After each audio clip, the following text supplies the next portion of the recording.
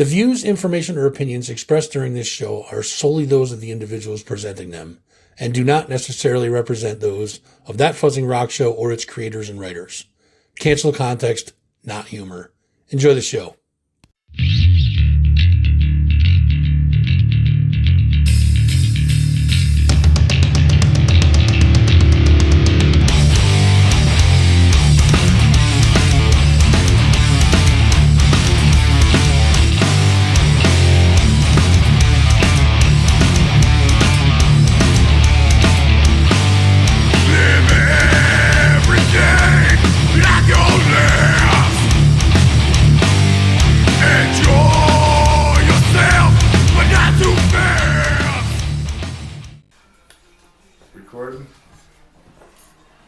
Yep, we're good.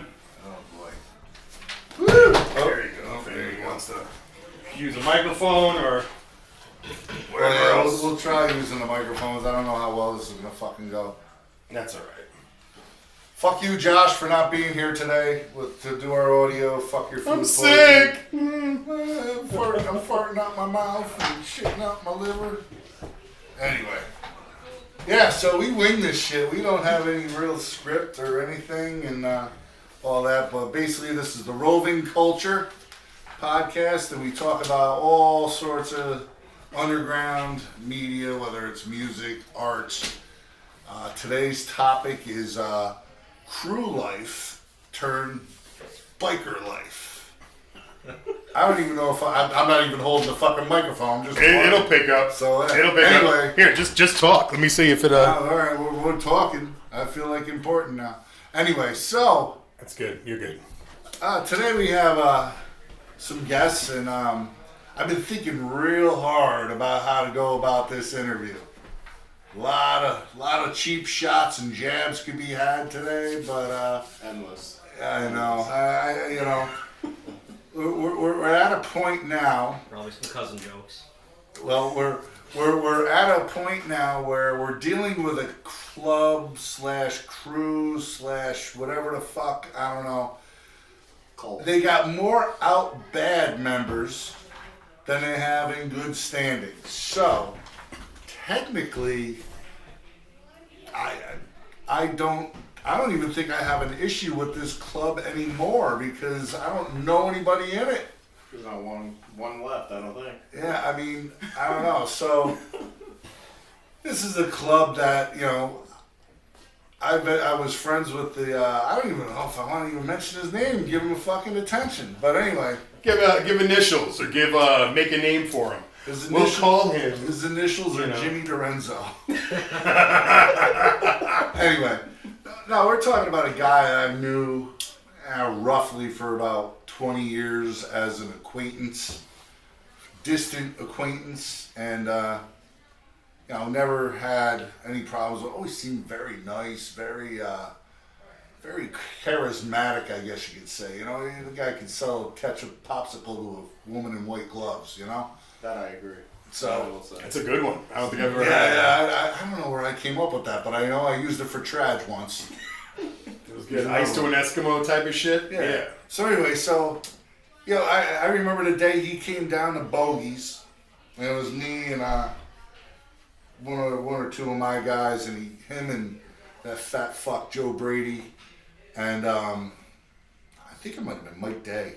They all came down and they were just saying, hey, you know, we want to start a street crew, and we just want to, you know, let you know we're doing this and just make sure, you know, we have your blessing, and I really don't give a shit what you're doing. And he was telling me then he was going to rock a 3-piece patch and all this stuff. I said, well, you better get that, you know, cleared from other people. That's not my say. So I said, and I told him at that time and place, I said, here's all the places that we are. Keep your fucking drugs out of it. Keep your bullshit out of it, because I know you're a drug dealer. You know, at the time, and I said, just don't give me any bullshit. 3 weeks later, there's bullshit. Anyway, so I gotta kind of watch what I say too. I don't want to mistakenly rat anybody out or whatever. Anyway, but dry snitch. Yeah, nah, whatever. But anyway, he's the king of that, I think. But anyway, All over Facebook. It's just, so we kind of had a mutual respect, I guess. I mean, it was friendly at first, and I mean, Joe Brady, that guy went down the shitter real quick. Just, he always threatens me on Facebook. Whatever.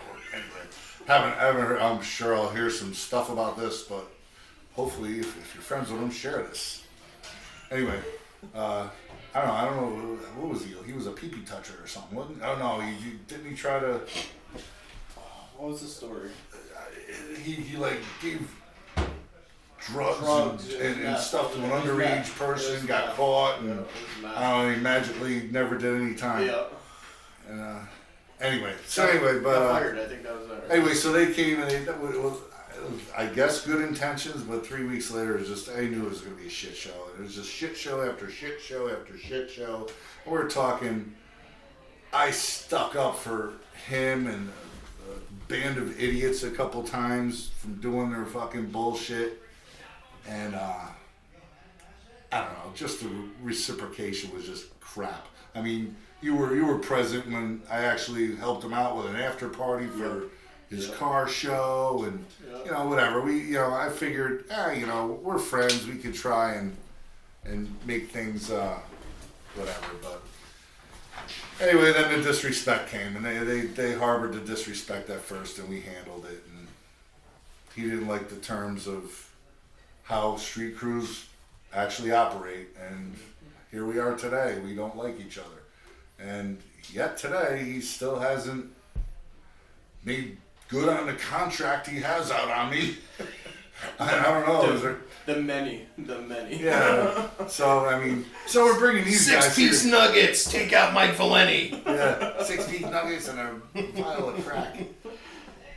Anyway, so I guess, he takes his life a little bit more serious than I take his life. It's just, whatever. But anyway, so diving into this whole club and crew culture, it's like, it doesn't seem like there's very much of a vetting process if you're going to have a criminal organization or an organization that claims to be fucking full of bad dudes and fucking rough dudes and guys that'll fight, and it doesn't really seem like if you got more out bad members than in, seems like something happened along the way to not. I guess you shouldn't just buy your patch to get into the club, right? Yeah. I don't know. I hear these are all rumors too. It's like one of those things. Like, is it like you got to spend the night in a haunted house or something, or set a poop bag on fire, ring the bell, type of shit. Steal candy from a baby. Gotcha. It's definitely a numbers game. I mean, dollar signs. You always How hear. much money can I get out of this guy? You always hear quantity over quality, but that's them, quantity over quality. It's $50 a month. You get 30 guys. Do the math. Yeah. And then you do events. Do the math on that. It seems like ever since Sons of Anarchy hit the airwaves, it seems like there's been the culture has definitely gotten watered down. Yeah. And that's just from all aspects, in my opinion. Just I remember I wanted to be a biker. I wanted to be a Hell's Angel, and I went that route. I knocked on the door. I did some time with them guys, and I realized I wasn't a biker. I'm not. I'm a bike enthusiast. I own a bike. I like riding bikes, but the terms that I gotta give that club credit, because I saw it firsthand, is they're about riding motorcycles like everywhere. Everywhere you're riding here, you're doing this. I don't care what the weather's like. Fuck you. You're riding this. You're doing that. And I appreciate it and I liked it, but it's just like it was time consuming, and I didn't have the time, and I didn't want to lose my job. I didn't want to lose my band. That was another ultimatum I was told. It's like, listen, you're not gonna be able to do your band and all this stuff. And I'm like, I love music, and then then the music thing came around, and I decided to go that way. But still friends with all them dudes. But at least at the time I was in that. Those dudes were real dudes, you know, and it wasn't about all this crazy shit you see on TV about, oh, they do this, they do that. It's like, I never seen anything fucking outrageous. It was kind of boring a little bit for me. I mean, I just, whatever. I mean, but it's just ever since Sons of Anarchy hit the airwaves, and you got all these pop-up clubs, and these guys were a street crew, so they never had to account to anybody in the MC world. And then all of a sudden they became MC, and they still don't seem to really account to anybody. I don't understand. I just don't get it. It's just, I sit back and I'm looking, I'm like, wow. I'm like, back in the day, I mean, there wouldn't be anything but what the Hells Angels said in this area. And it's just all over the place, and I don't know. Whatever. That's my opinion. Like it or take it, whatever. But I mean, I don't know. What do you see? I mean, the thing was, when we first started out, I was there from the beginning. You know what I mean? I was one of the day ones, and it was a street crew. It was a bunch of guys that liked to go out. A lot of guys were in the hardcore scene. A lot of guys were just, you know, country boys that wanted to drink and have fun. You know, then you had your share of bikers. And the thing was, I was never a biker. I didn't give a fuck about the bike boys. You know what I mean? Like, the MCs, I respect a handful. Like, you know, I got friends that are in clubs that I respect those clubs. But at the same time, I wanted no part of an MC. How many times did I argue that battle? Wanted no part of an MC. Nothing. I didn't want to even go to MC events. It got to the point where I rather work, and I skipped out on events because I did not care to support these clubs that did not support us. So, you know, a lot of times I even shake hands with the guys. They would come to the events, and I'm like, I'm not shaking hands with snakes. You know what I mean? Like, I'll give you the pound. That's it. That's all you're getting. The fist bump. You know? And, you know, once it became more MC, that's where I started taking a step back, and I started watching shit, and I'm just like, this ain't me. The drugs, the bullshit, the drama, more inner bickering than outer bickering. And then, once the drama happened with you guys, I was done. I was like, yeah, no, I'm good. I'm good on all this. And it's like, ever since then, it's like, anybody that's left that club is, I get a message or a phone call or a text, and they're like, hey, can we talk? And it's like, it's getting to a point now, it's like, oh, I should just do a seminar. Just get everybody together. Let's do one seminar. We'll have okay, can I have your attention, please? It's nice to find out the truth. Well, yeah. You know, that's what happened. I want to touch on this situation. It's not my place to do so, but I reached out to you. I reached out to, you know, Scotty Banks and, you know, a few other guys that, you know, you're associated with to get truth when that all went down. Because what I was told was not the truth. Yeah. So then that's when I was really, you know, I was done with the whole thing. I was done on everything. I wish to God my text messages saved from, you know, they were so, but just the text messages I got that night were just, they were really funny, but I was just so. But you know what? That as fucked up as that situation was, it was my saving grace, because let me tell you something. You know, I wouldn't say in debt, but my loyalty was too much for them that I didn't want to get away because I didn't have nothing else. I didn't know nothing else. You know what I mean? So that situation gave me enough, you know, backbone to be like, I'm good. My son was born. Life was getting better. I opened up my shop, you know, and ever since then, you know, peaceful. And that's where we are today at Purgatory Inc. on Central Ave.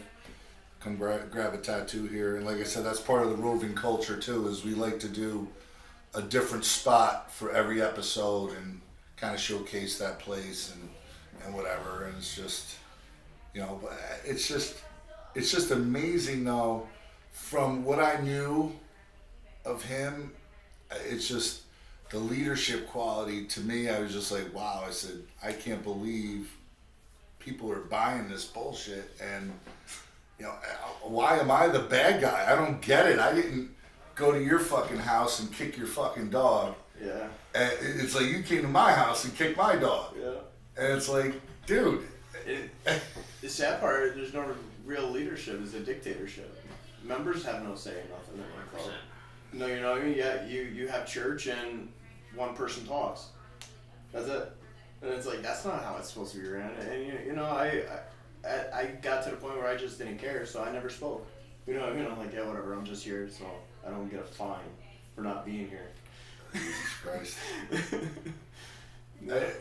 It's amazing. It's just, like I said, everything, it's all about accountability, and if you don't want to be accountable for your actions or your decisions, then whatever, it's gonna fold. It just sucks because generally there's a lot of great guys that fell victim to that quote unquote leadership, and it's I had a bond with some of them that I can't even talk to anymore.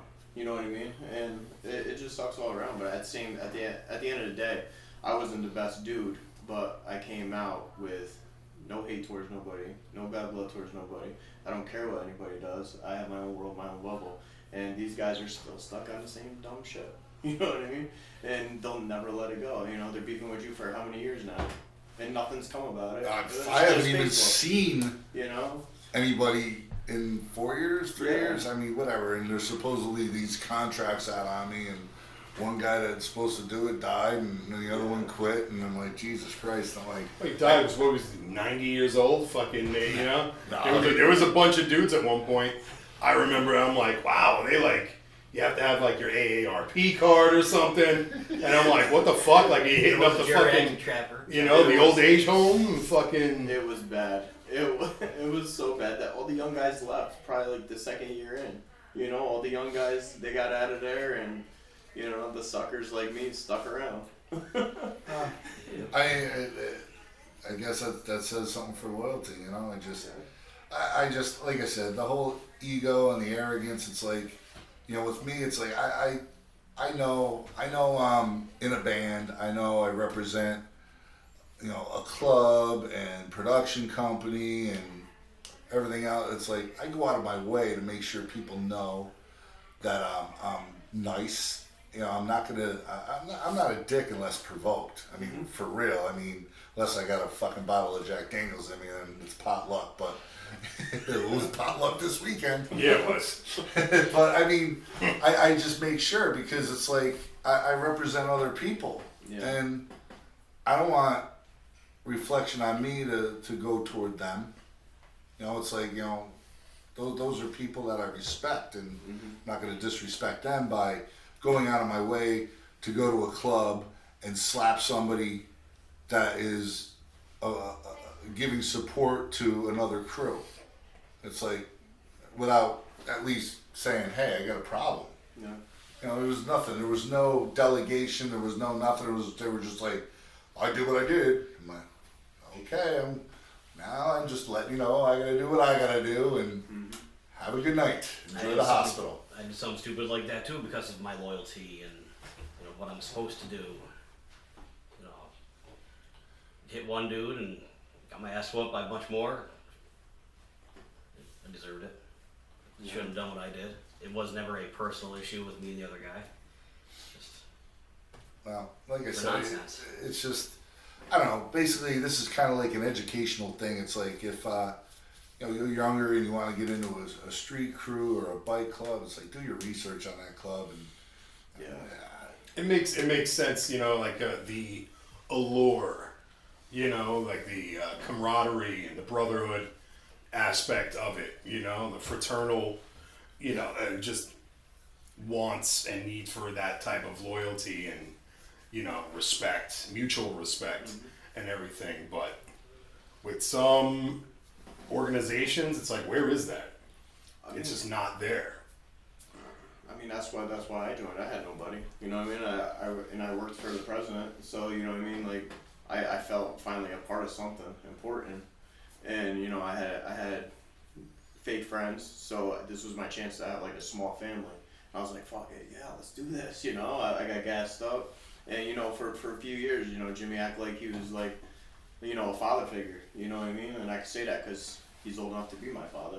You know what I mean? And he guided me a certain way, and then I started seeing things, hearing things, and then it just took one person to allow me to listen to recorded messages of him talking shit about me.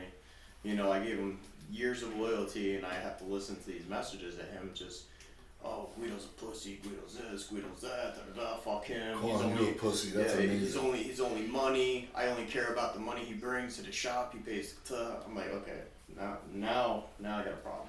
And, you know, these are recorded messages. You cannot deny that. And you know what I mean? When that happens, it's like a breakup. You're like, damn, now I ain't got that family. Because who knows how many others do that behind my back. You know what I mean? So. Yeah, that's the reason why I did all the stuff that I do. It's like, you know, my parents died, actually, like, right as soon as I was getting involved with this. But, I mean, I dove into this specifically to take up the slack. I mean, I have a younger brother.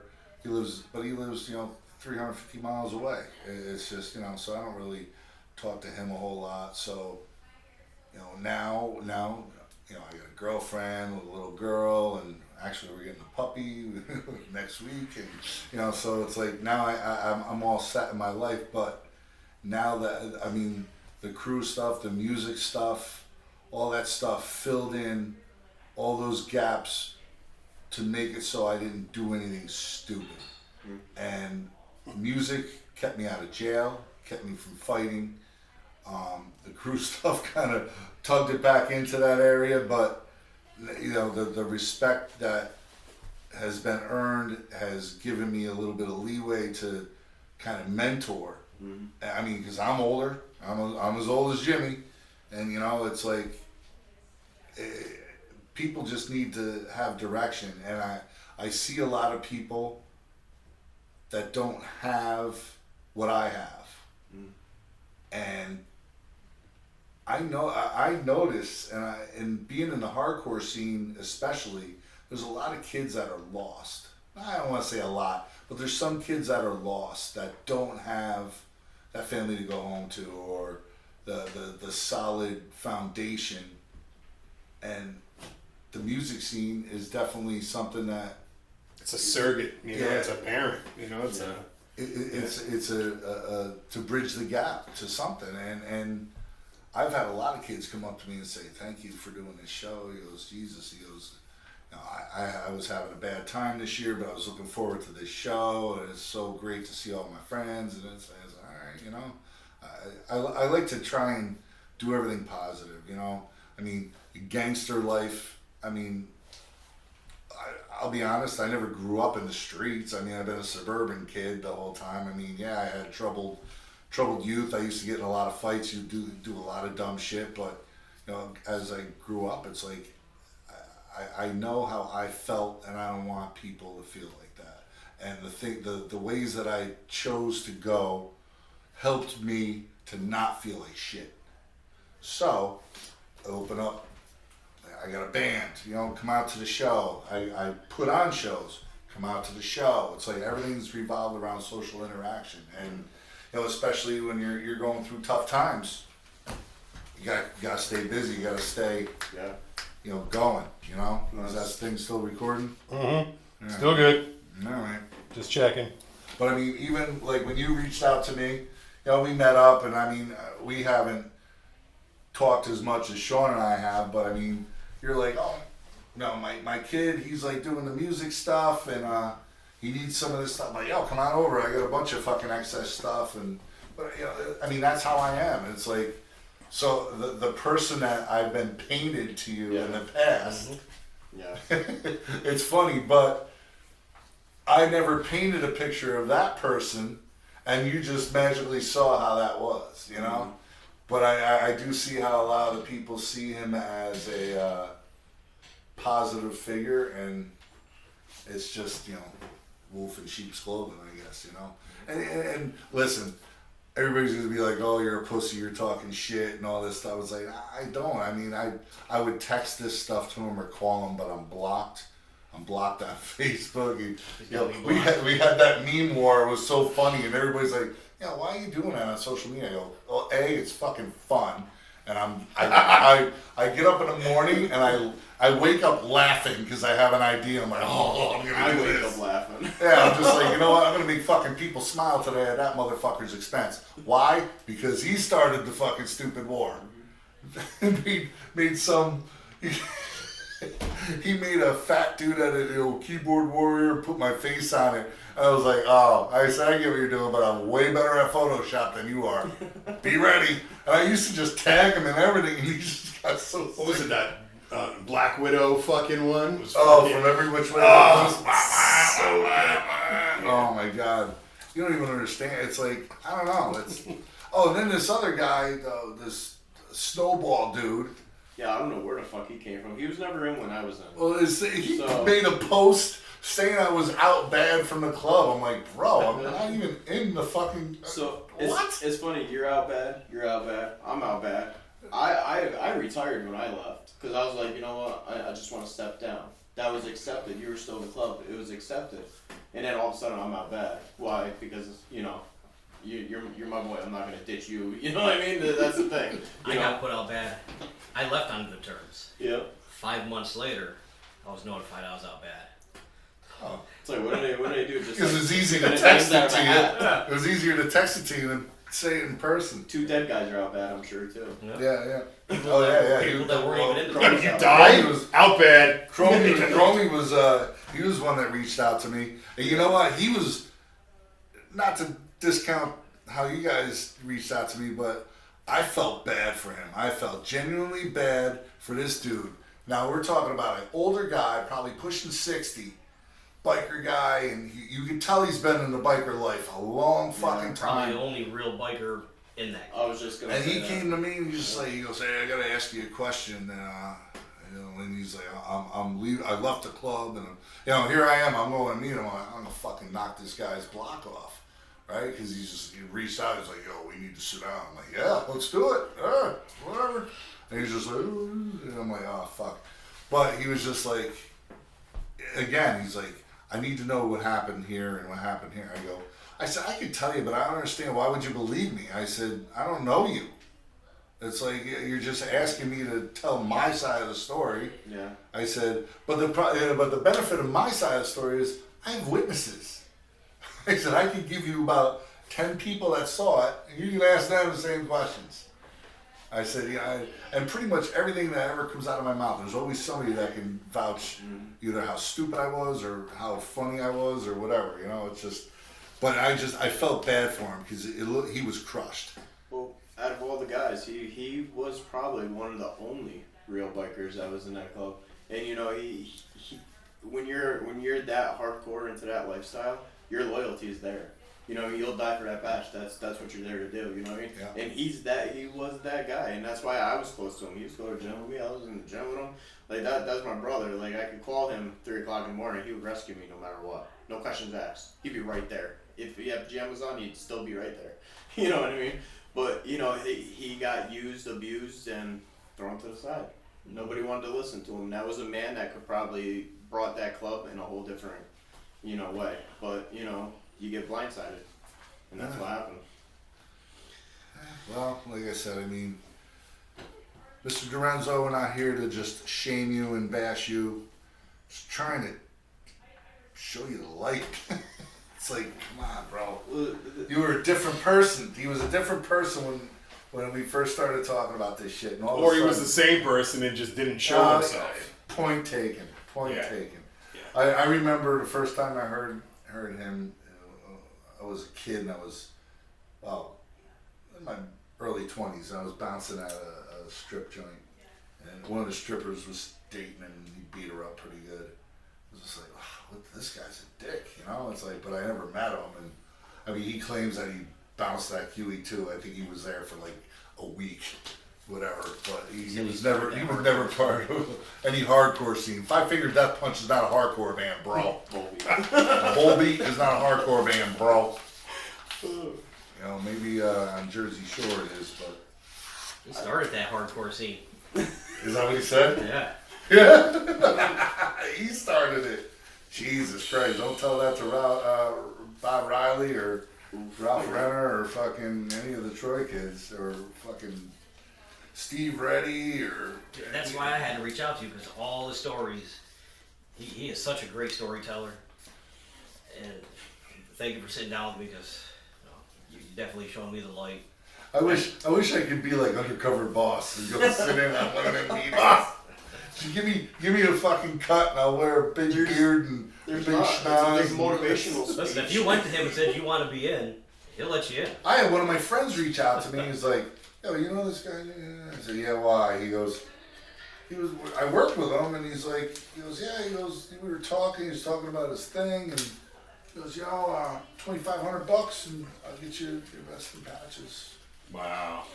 Doesn't even cost out of made. And I'm like, "Are you kidding me?" He goes, "What'd you say?" He goes, "No." He goes, "I don't want to be part of any of that stuff." This kid's a brawler. Yeah. But he's by himself. He's got a wife and kid. He doesn't do Peaceful that way. He would upcharge outrageous amounts for whatever the patches were. Oh man, I used to do the patches. I can tell you how cheap those things are. It's crazy. And then I got it when you left. Yeah. It's insane. And I never believed in that. And, you know, my thing is, you know, your brother's your brother, and you shouldn't have to. My big thing was, you don't poison your brother. So, and that was my biggest problem. Selling drugs or serving your brother to me was wrong, and I always got talked about it in meetings because you know what? Back then, I was doing steroids back then. You know what I mean? That was the only thing I ever did.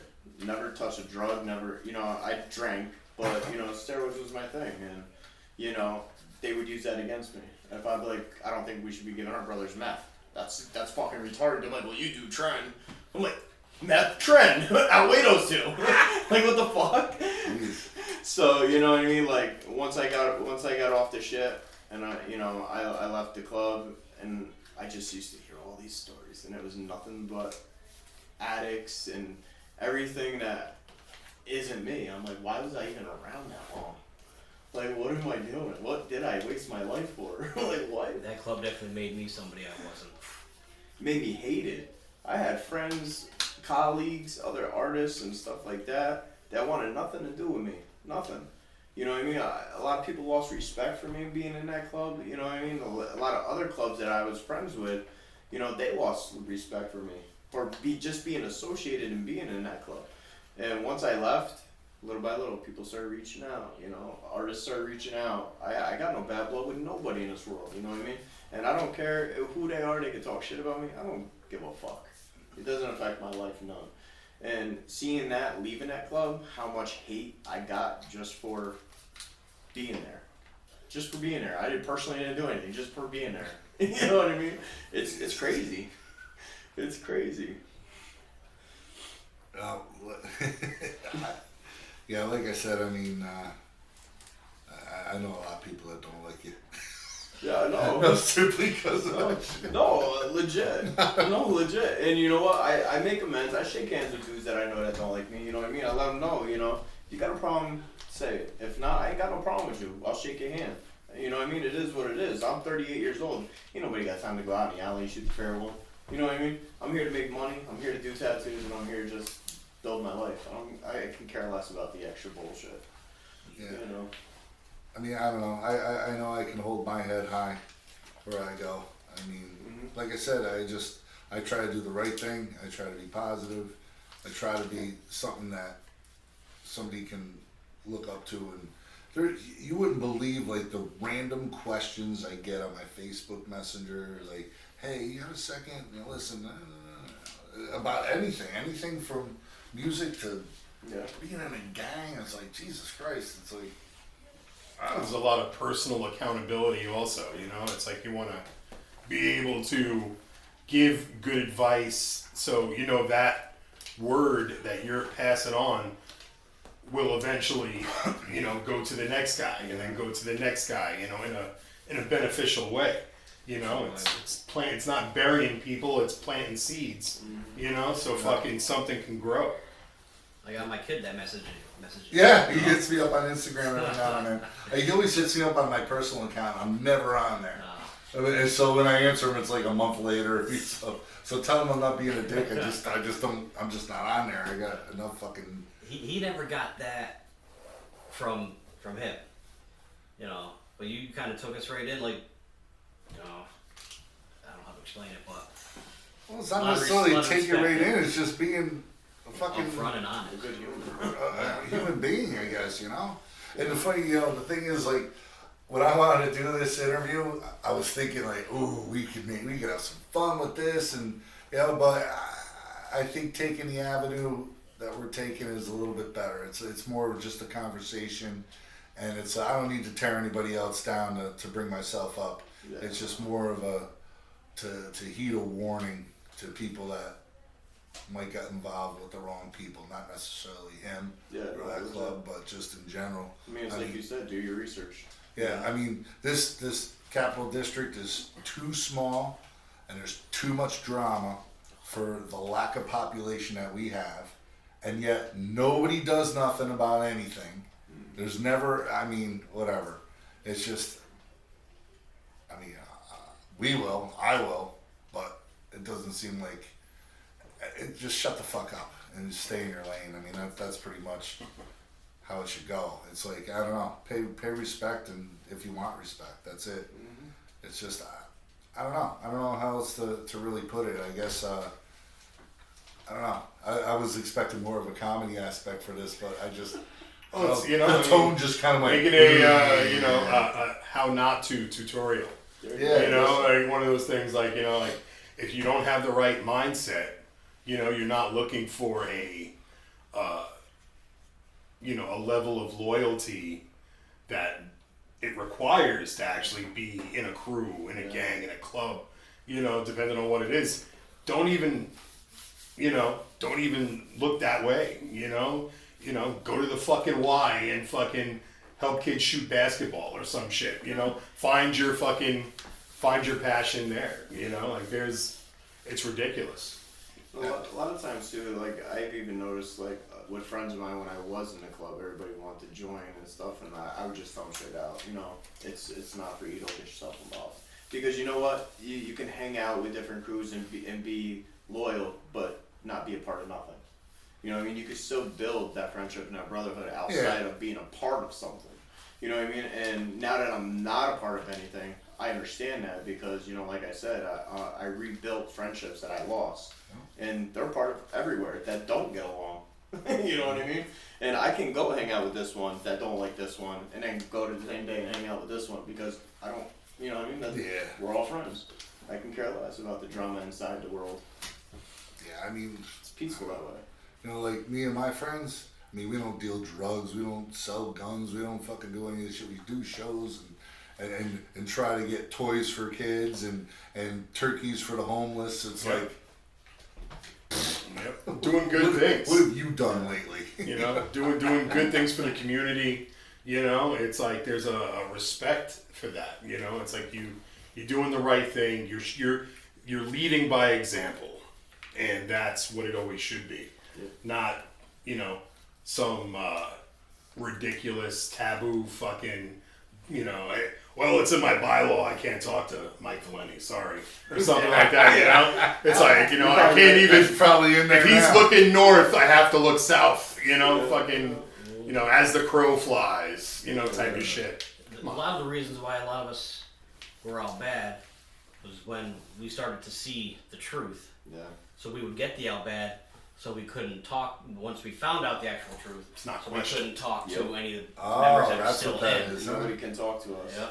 But that's when they would reach out, and that's why they reach out to you, because their curiosity finally kicks in, and they're like, well, these guys will tell me, so let me go ask them. You know, I put my time in that club. I did a lot of stupid things. But when I left, I was getting a lot of calls. Like, did you really leave? What made you leave? And just being honest, like, you know, seeing things, hearing things that, you know, started to make sense, and it's not for me. Yeah, it's funny, when I left, that's all I heard was, oh, we expected it, because they dropped that MC thing on me, and they knew right then and there that was I was like, oh no, I'm good, I'm out. Yeah. Because I'm not gonna disrespect the ones that is about that life, but I'm not with that life, you know what I mean? It's just not my thing, you know? Yeah, life's too short, man. And you know, over the past couple, 2-3 years, a lot of close people have been passing away that I know, and I'm sure I'm not the only one happening to. So it just makes you say, Jesus, you know, it's what am I leaving behind? So try to be something positive, you know. That's it. You want a legacy as a fucking douche, or you know, you actually want fucking people to fucking show up and have some really good fucking stories. Yeah, I mean, you know, it's like, hey, you know, At least I can say when I get married, I'm not marrying my cousin. There you go. I probably would have been better off. Fuck. That would have been an awkward Thanksgiving. We know a guy. It wasn't awkward for him Meet though. her up too. Yeah, right. You meet up her and her That's daughter. what I hear. Jesus. Oh, man. Again, well, whatever. You know. But nothing happened because word is he never had a domestic before, so that's why there was. Well, that's When did that good for become him. a thing? I don't know how that happened, but anyway, listen. Before we get accused of dry snitching or and fucking whatever, let's just sorry to everybody that thinks this is gonna be a fucking laugh riot comedy show. I meant it to be like that, but fuck. No, turned into Maury. Yeah. No, not Maury. And the Barbara Walters. And the father is. Well, it's one of those things where all the so far the couple of podcasts we've done.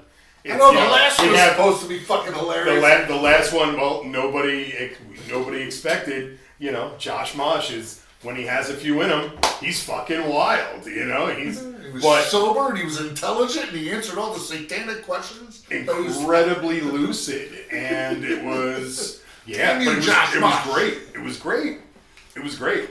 We were in habit. We were wearing fucking fucking priest fucking attire. That was episode 2. This is episode 3. So episode 4, we're trying to find somebody. So when we interview them, if they have like a tick or they swear a lot, we're trying to make a drinking game out of it because we need to fucking bang out fucking. So somebody with Tourette's. There you go. Yeah. Yes. Yeah, you got to bring this on the road, and we'll do it in fucking Europe. Oh no! Yeah, why not? I don't want no video of Europe. Who knows what the fuck's gonna happen? Well, Jesus, you want evidence? fair enough. No. Yeah, that's gonna be. I don't know when this will probably air when we get back from Europe. So, but we've got friends out there. We could fucking sit down and, after a fucking show and fucking straight off. Yeah, the Europe last time was fun. Oh boy. Oh, this past Saturday was fun. Oh boy. Yeah, people still telling me stuff I did. Oh, I think the funniest is this fucking guy. He's like, he's walking around. He's like, oh, I got a cigar. And I'm like, why don't you smoke it? He's like, oh, all right. He starts smoking the cigar in the club. Security's coming up. Hey, can you just go by the door? Like, you can't smoke in here. And you're just blowing smoke in their face.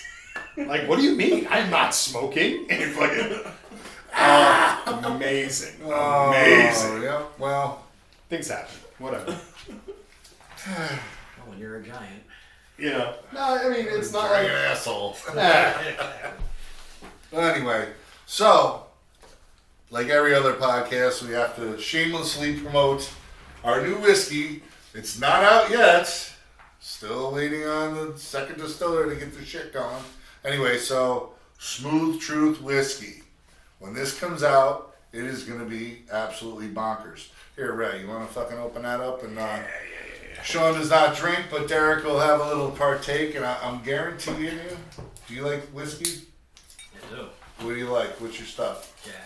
Jack. All right. Man after my own heart. I like that just as much, if not better, than Jack Daniels. I'll tell you what. I can't wait to get this shit going because I'm excited. I retired from my job and everything just so I could dedicate full time to this. Well, I didn't. I retired, but it wasn't by choice. Sorry. I'll just add it to my collection. There you go. Yeah. Pour them out. Just Snifter there. Jesus. Yep. Yeah, our Little guy. makeshift table Little and guys, little back in a guys. tattoo shop here. It's the first drink I'm having in fucking a minute. Since Saturday? You didn't even drink Saturday? No. Oh. Dude. Smells Like good. afraid of drinks, I'm not gonna fucking stop. Fucking stupid divorce shit. Fucking I'm like what? And we just there you go. Sorry, it's a little wet there. Anyway, salute. Okay. Aha. There we go. All right. Here's a swimming with bow-legged women. Yep. I did that too. One and done.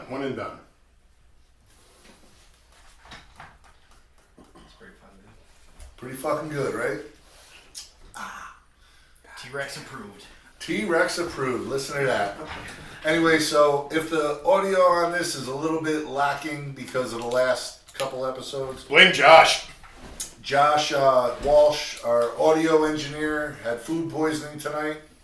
So we didn't have time to reschedule because we're going to Europe. This is, of course, when this airs, we'll be back from Europe, but we're going to Europe, going to Florida. We're doing a bunch of shit. So yeah, it is what it is. So hopefully you can hear everything. And Purgatory Inc. Oh, I forgot. So after my first episode, only one episode, our first episode, we got endorsed by a weed company. Oh yeah. So I need to start. I need something to take the edge off. yeah, so Indica, like Indicouch. That's where I want to be. Kushy. Here, hold that up for the camera so Just throw people it can at me. see there. Oh, gummies. I'm in. Kushy That's it. treats. Cushy. So we were trying to design our own strain of gummy back during COVID, and we couldn't find anybody to do the molds. But now we may have a partner. So Kushy, but look at this shit. He mailed this thing. This shit's legal to mail now. I don't know. But look at that. So much has Oh, changed, fucking- bro. It's crazy. Oh, hey. It's awesome. Yeah, there you go. I don't smoke weed. I don't eat weed. But I I'm gonna- don't smoke it. I'm gonna probably hold on to this stuff. And these are like more weed. It's weed. Fucking yeah. I think we should legalize every drug and then just weed out the weed. Cushy, huh? Kushy. THC gummies and Kushy. products. Sour watermelon gummies. Smooth Truth and Cushy. I know. I kind of want to try these. There's also our Pillage. Pillage at Helderberg Meadworks and Bull Yep. and Bee Meadery carry that. You can Yep. get it from Helderberg Meadworks direct. They will mail it to your fucking door. Look them up on the website. I guess that's about it. Brick by Brick. Going to Europe February 2nd to the 13th. We're going back to Europe in July. Working on another East Coast tour, probably more Midwest for end of May, June. Look like we're going out with Generation Kill. Rob Dukes Rob from Dukes. Exodus. Rob Dukes. What else? Australia, Yep. end of the year. Things on the line. Yep. It'll be beautiful down there while it's freezing up here. So Me and Jeff are going to start writing some new material. Other than that, thank you for tuning in. You guys got any parting words? Any wisdom to any land plugs or anything? No, just live your life for you. anybody? Yeah, want to make fun of me? You got something to say about me? You got to talk shit? You can say it right here. Mike Valente is an asshole. I am. He's Buy an a shirt. You know, the best kind. And Yeah. the best kind. Somebody calls you got to own it. Simple. That's it. Make It's sure. funny, I had a DoorDash guy say, Roving Culture Yeah, big Podcast. heart. brick by brick shirt, and the DoorDash guy said, "Tell Mike Maloney he's an asshole." Cool. Cool. Yep. Here's an extra $5 in your tip there, buddy. It's like, thanks. Anyway, thank you for joining us on the Roving Culture Podcast. Yeah. Peace out. Later. Fuck. How long was it? I don't know. I don't have my glasses on, so I don't either. I That's can't why even fucking tell. I'm blind as a fucking It's bat 8 now. o'clock, so it's in an Stupid hour. fucking tumors. Hour? Jesus, I hope. Well, It says 47. Looks like 47. perfect. It'll